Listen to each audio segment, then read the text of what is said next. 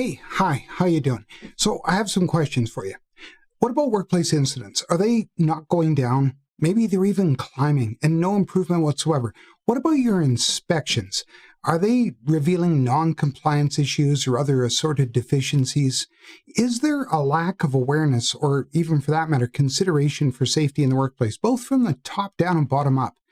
Does your safety culture just plain suck? And all of this despite your best efforts. So you've likely been writing a program, created a program, you've done things like established safe work practices, wrote safe work procedures, done toolbox talks and whatnot, and, well, it might be your safety management system. What are you talking about? I'm talking about your occupational health and safety management system. Oh, we don't have one of those. Yeah, you have one. Let's back up a little bit, okay? First off, what's a safety program? And there's several definitions. Like in Alberta, where I live, what they say is it means a coordinated system of procedures, processes, and other measures that is designed to be implemented by organizations in order to promote continuous improvement in occupational health and safety. And you know, that's a pretty good definition, especially even when we talk about the one where we're looking, or the point where we're making continuous improvement in occupational health and safety, because that's necessary. Nothing is linear in health and safety. It's always circular. BC, on the other hand, WorkSafe BC, what they do is they talk about what a program should do. And so part of that, they say that it should identify and control hazards in the workplace, help to prevent injuries and disease, limit an organization's financial losses resulting from injury and disease, promote a positive health and safety culture, and of course talk about those fundamental foundational activities like instruction on inspections, investigations, safe work, health and safety committees, etc. And all that fine and dandy. That's exactly what a program should do. Now, the Canadian Centre for Occupational Health and Safety, they put it right down to brass tacks. They get right down to basics. And they say a health and safety program is a definite plan of action designed to prevent incidents in occupational diseases. Now, rather than get all complex and complicated, let's just put it down to very simple and base terms. Health and safety is basically this: the identification of hazards and then the assessment of those hazards for consequence, severity, and the probability of occurrence.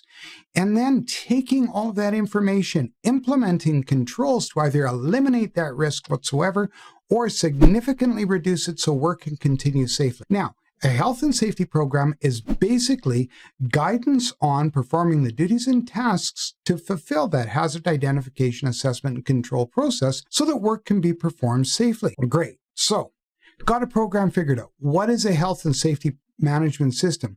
Well, let's look a bit deeper in that, okay? WorkSafe BC has a really good explanation for what a occupational health and safety management system is.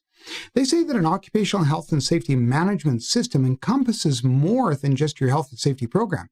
It includes health and safety policies, systems, standards, records, and involves incorporating your health and safety activities and program into other business processes.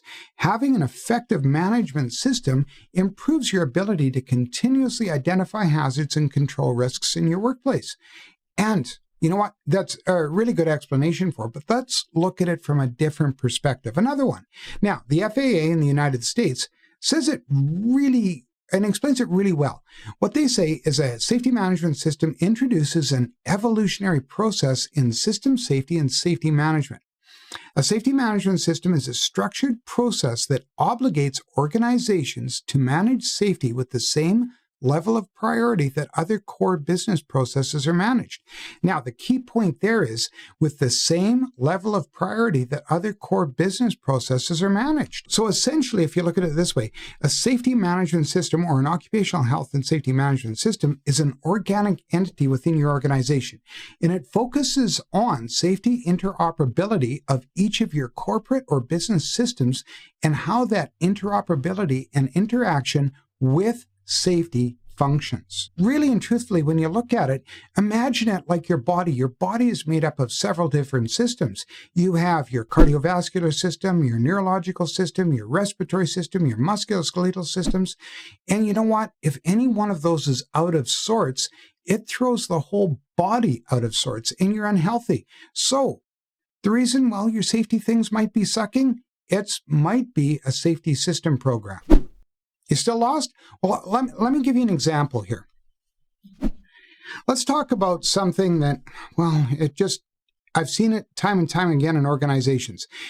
Onboarding processes or your new hire orientation or whatever, and the challenge of the safety component with a lot of times, remember I said the interaction and interoperability, often it's looked after sometimes by each department on their own with no standards, everybody does their own thing, or a lot of times where I see it is it's with human resources, the HR department. How does that work?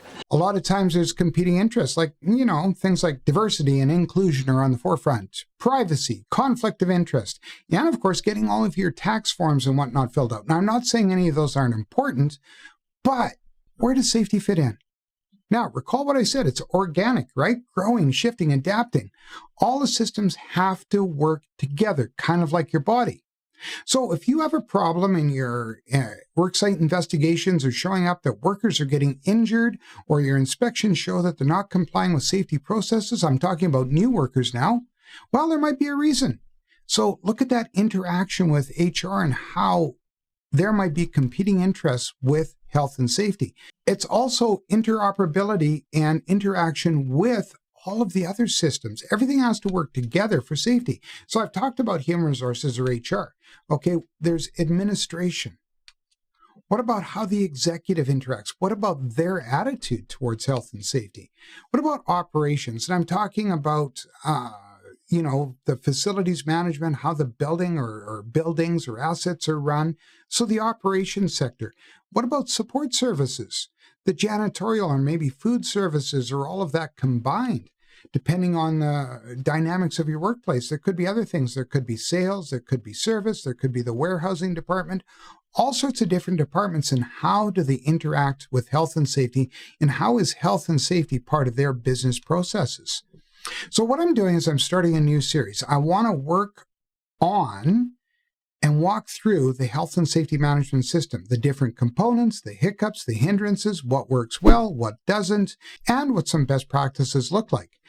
So the next video I want to work on is talking about all of the different elements, the suggested elements, and what the components of those elements look like. Now, in the meantime, I just want to let you know that it all starts with good, robust health and safety. So you can have a look at this video up here regarding writing your health and safety policy in a best practice approach. Until we see each other again, and I really hope we do, don't just think about safety. Don't just talk about it. Be a safety leader. Be a safety influencer. Provoke safety wherever you are. Okay? Take care. Bye for now.